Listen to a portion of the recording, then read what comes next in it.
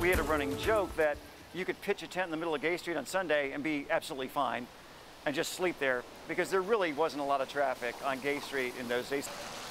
That's certainly not the case anymore as downtown Knoxville reports another astounding year of growth. The Central Business Improvement District says 26 new businesses either opened or announced their plans to come downtown this year, bringing in millions of tax revenue for the city.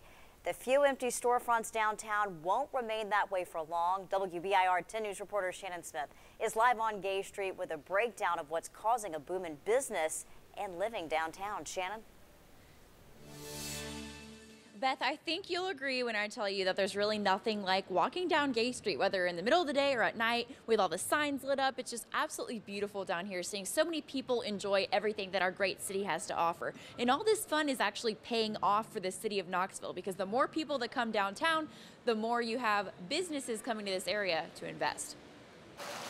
Downtown Knoxville is a destination for shoppers and travelers alike, but it wasn't always that way. I moved to downtown Knoxville in 2006. Scott Shanebaum was here before the downtown revitalization. We had a running joke that you could pitch a tent in the middle of Gay Street on Sunday and be absolutely fine. But not anymore. Gay Street is bustling every day of the week. We're seeing more growth north of Summit, more towards the Old City area, and also on Gay Street itself. Downtown Knoxville's Central Business Improvement District shows the growth by the numbers in a new report.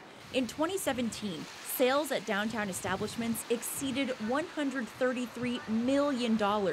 That's up $13 million in just 1 year from 2016.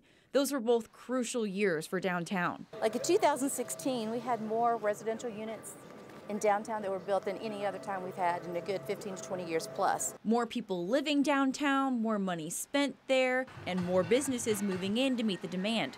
26 new businesses opened or announced their opening this year alone. So downtown over the last 5 years has topped the city's growth. Blue Coast Grill and Bar just closed, but will be replaced by New Orleans-style restaurant Ruby Sunshine.